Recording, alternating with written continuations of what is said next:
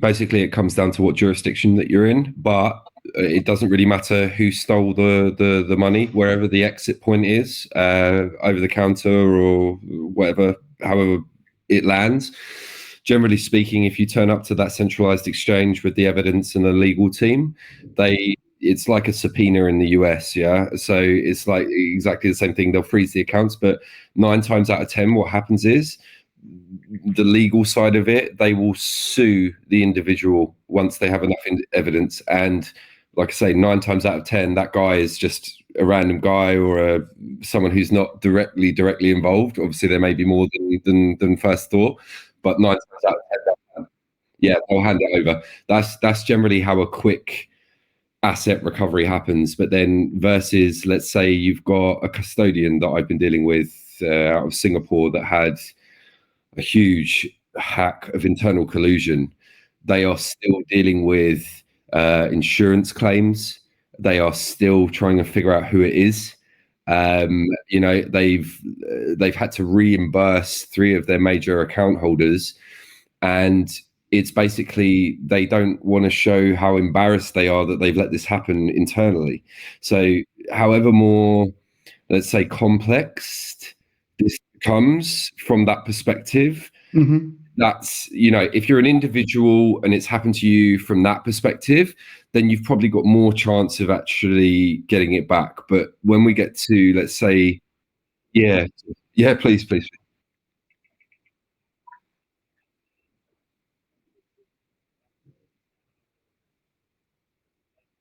Yeah, UK is top. Yeah, 100%.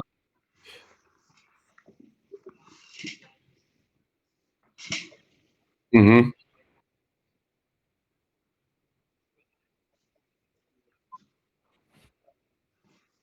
mm-hmm,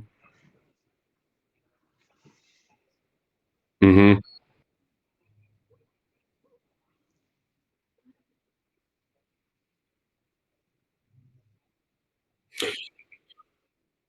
That's a tough question. Well, if you're able to have representation of the client, then yes, you can do that. I.e., what we were doing at CryptoLock, we would sign an agreement with them, which legally gave us the ability to represent them on that level.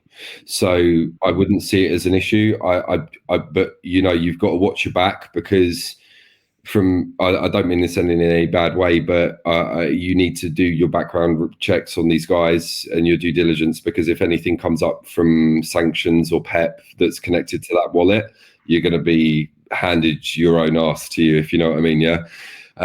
So your best bet is your individual clients. Another second to that, secondly, the the second on the list of jurisdictions for this kind of thing is Holland. They're absolutely flying at the minute, and they've got more of a focus on the taxation side of things. But from a regulatory perspective, it's extremely strict. And like I say, their legal system, obviously, if they really want to take it to The Hague, they can. But you realistically, look, what the 3 key elements that you really need to nail it and get it back. You're going to need the forensical on-chain evidence. So, like you say, all of that documentation. Personally,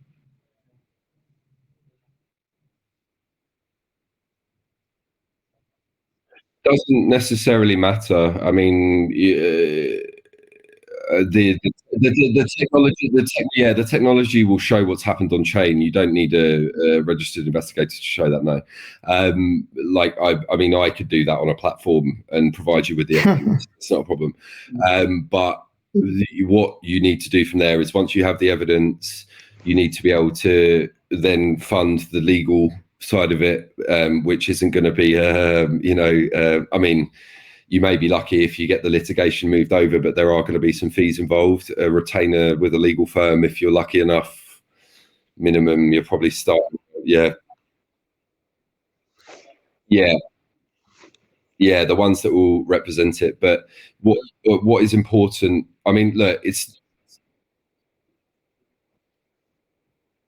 Uh, you'd be surprised that it doesn't work because traditionally, as that normally with these cases, because they're not that clear cut. So, what also is very relevant, why I said first about the forensical evidence, that is why it's the most important because it needs to be understandable to the court.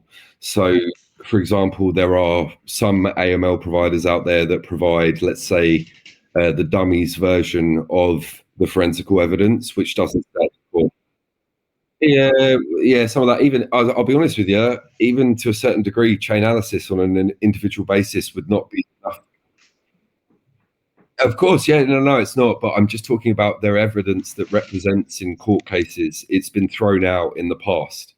For example, okay, so when it comes to investigating crypto, there are, generally speaking, most providers will use two different methodologies to trace toxic and one other, I can't remember it, but generally speaking, for a court to accept the final result of blockchain forensical evidence, they need minimum of three. The company I work for, Coin Firm, they used five different tracing methodologies to provide the same results. So the closer you get it with the different amounts of, say, methods to trace and track, number of visualizer tools, IBM trackers, the rest of it, it's all included in the case building. That's another part of it. Case building, case management, it's all scattered everywhere. KYC, AML, absolutely everything. If you've got something that manages the case for you, that can also link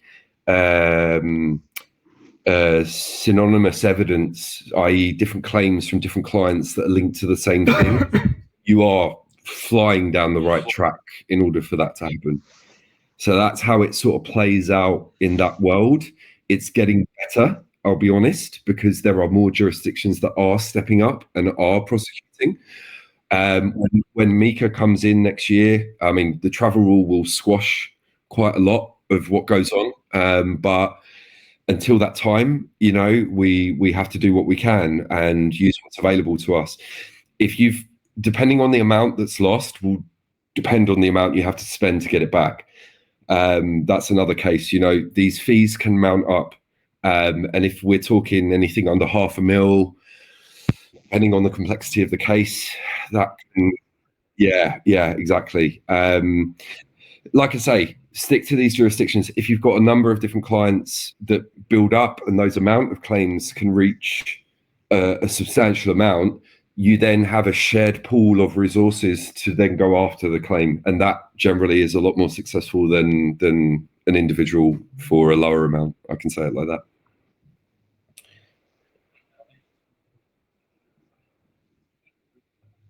Mm-hmm.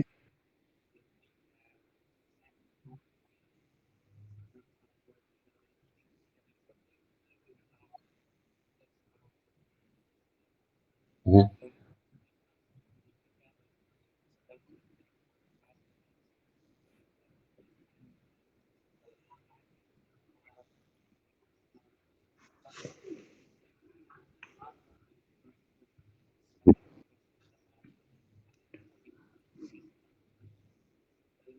Mm-hmm.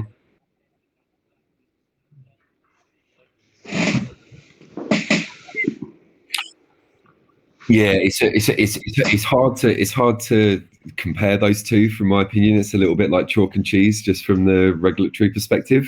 But yeah, when it comes down to the court and the asset recovery, then yeah, we're along the same lines. But obviously that does affect a lot of it along the way. If I can use an example of jurisdiction, Turkey, I was very heavily operating there back around 2018. They had a huge rug pull there. I think it was about 3.2 billion. Obviously, there was a lot of personal public interest due to the economic situation with the lira as well.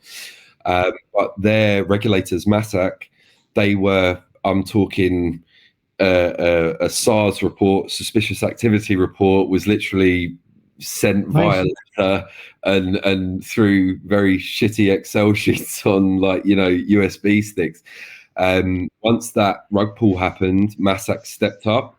They caught up, let's say, with a bit more with the regulatory world, and they then started to collaborate a lot more with the FATF. That led them to extending the sanctions checks and the PEP checks, like I say, to bring them up to that level.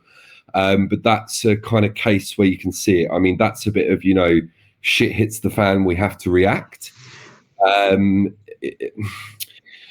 A lot of jurisdictionally, a lot of what it comes down to is the regulators and how they provide the licenses to these crypto institutions and businesses.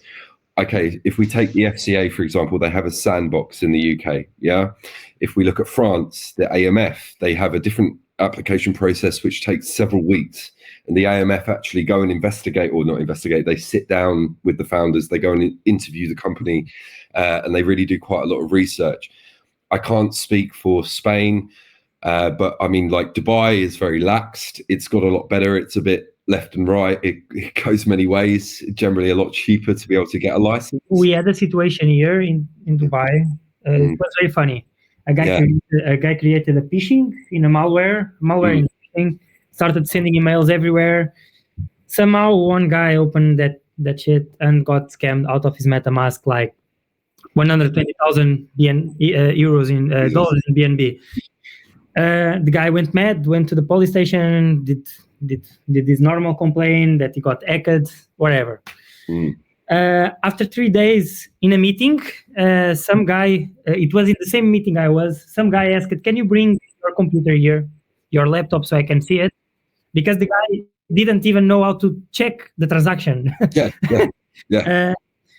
We went on BScan and I saw it with my own eyes. The guy literally took the money out of his MetaMask to his wallet and deposited it in Binance. In 30 days, the guy got the money back. Yeah, it happens. What the best and they found the guy who scammed it. Yeah. The best company I know that has the quickest recovery is a company called Asset Reality and a gentleman called Aidan Larkin.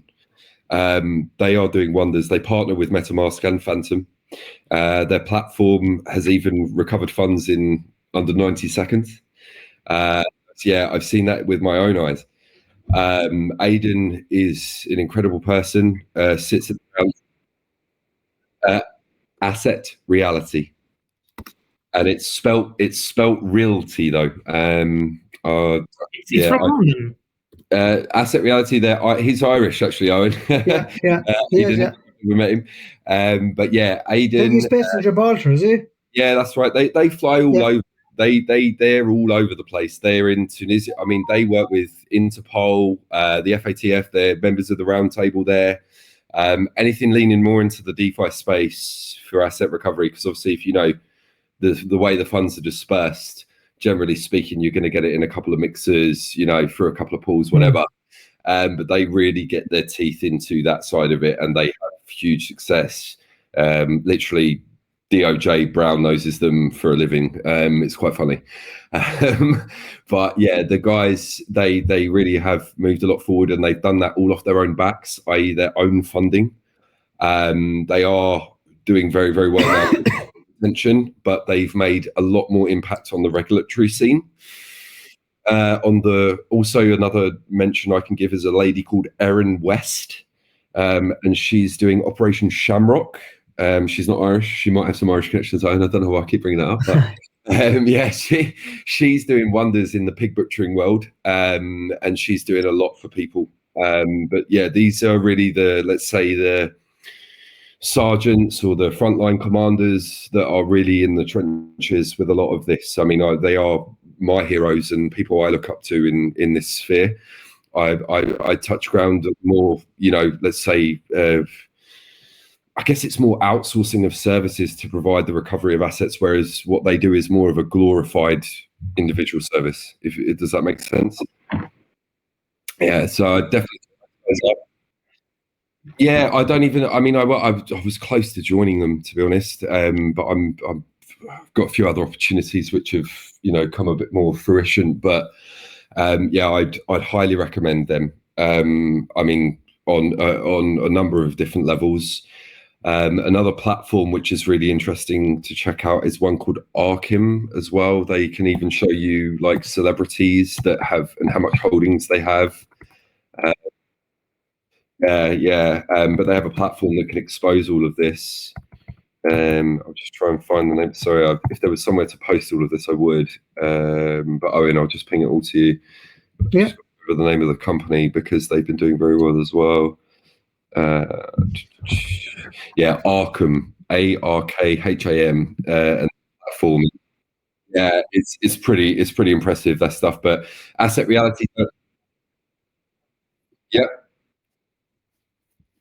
Yep, I used to have a chief marketing officer, Sachin Dutta, who worked there for a short time. But yeah, he saw that all develop and how that came about. But I mean, you can even tap in like Logan Paul and see what his holdings are and everything that's going on. So it really does give a large amount of exposure to the let's say the hype world and these celebs that are also pushing these scams. A lot of them have obviously been done for it. A lot of them are still. I mean, I think Shaq is probably one of my favourite ones. He just doesn't acknowledge them. It's like, no, I don't know what you're talking about. Even continues with his basketball interviews. It's quite funny. But yeah, the on recommendations alone, to go a lot deeper into what you need, definitely, the likes of Asset Reality and Arkham, to really give you, let's say, a grander picture of the intricacy of whatever illicit activity you're dealing with. Like I say, the collection of evidence and victims that you could potentially be dealing with, that holds a lot more value when it comes to the recovery of assets. Yeah, please. Yeah, please. Just finally, Paul, I'd be curious to know, like, your thoughts with Justin Sun. Like, has to be the last dance for him, I suppose. Sure, man. I don't know how he's still out there, to be honest. Unbelievable. He was probably one of the first guys that come on the radar, if I'm honest. Like, I mean, in reality, he had the empty Gox and the lot, but after that, he was really the front runner for it all. I mean, I think when people really had that first sneaking suspicion after the empty Gox, I mean, he was, like I say, he took that spotlight, but I think people just couldn't prove it back then. And Tron was well. They then done all the TRC tokens, TRC90 tokens. Stablecoin, it looks legit. It looks like, actually these guys are doing the right thing. They're moving, but I just don't understand. Like you said, it's negligence. We forget. We move on. Sorry, I forget who. Yeah, I think. Yeah, but I forget who said it earlier. It's like we lose money, we forget about it, we move on, and it's complete negligence to it. It's because I think a lot of myself involved. I have a lot of belief and faith in the technology, and I feel people who are heavily invested in it want to believe it even more, to the point where they fool themselves. And yeah, I mean, but this is it. If you've got the masquerades there, like if you've got the compliance and you've got the everything else that which sticks out and looks like thumbs up, green lights, no red flags, they've got more of a foundation, a base to create a much larger scam, a much larger scheme that gets people to invest that don't even know what they're investing in. Yeah. And it just snowballs from there. As soon as they have some right elements in place that look good, it's fine. Like I personally, myself, when dealing with clients and customers and people that I'm involved with, I do ridiculous amounts of due diligence myself, just to understand if they're up to something. If there's anyone that's even come close to them that's had a shade of that money. I mean, it's yeah, you have to do your homework, you have to do your profiling when it comes to this kind of stuff. Yeah, just from experience. No, it's all right, guys. No worries. It's all good. Yeah, I really appreciate it. No worries, guys. All right, I'm going to have to shoot, but anyone else needs to reach out for me for anything, please feel free. I can refer any services, anything like that you need, not necessarily in the asset recovery space, but anything to do with the crypto side. So yeah, be more than happy to have a chat with anyone here. Yep. Wonderful. Thanks very much, Paul. Really appreciate it. No worries, guys. Yeah. Thanks. No worries. Good luck with it all, guys. I really hope everybody gets what they're looking for out of this. All right. Yeah. Wonderful. Thanks. Brilliant. Cheers, guys. Thank you.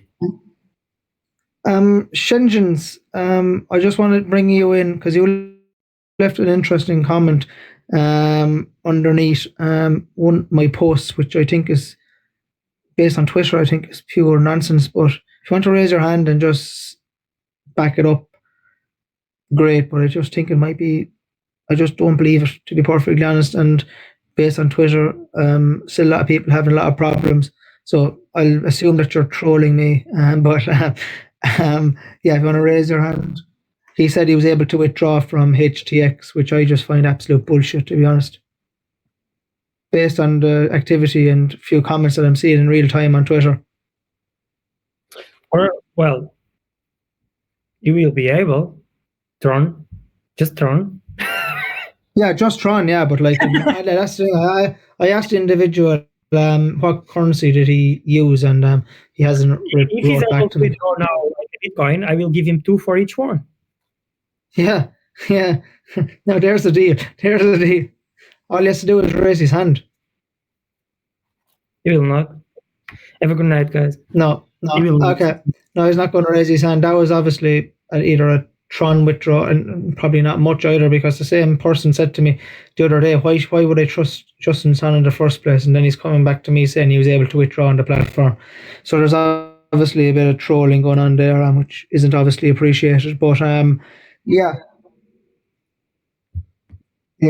So yeah, I think I might just end it. If anyone just wants to come in the last minute, happy enough. But like, we've been going on now for 2 hours and 15 minutes, so I think we've passed our time. But so great catching up with everyone. Tiago, great insights. Yeah.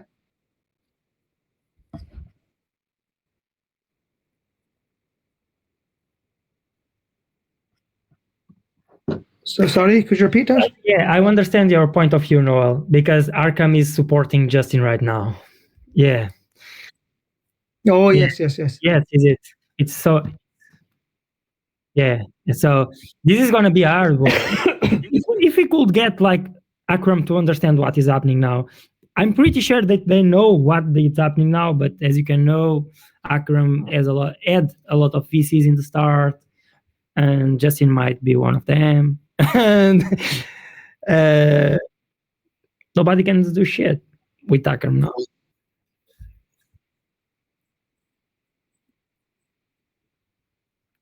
No, we can also try to reach Akram, but it's not gonna happen. They will not do it for. They will just lose money if they do it. Yeah, no, I suppose with all these things as well, you have to look at it as an individual level. I've had journalists, I've been contacted by journalists, I've been in touch with journalists over the last few days.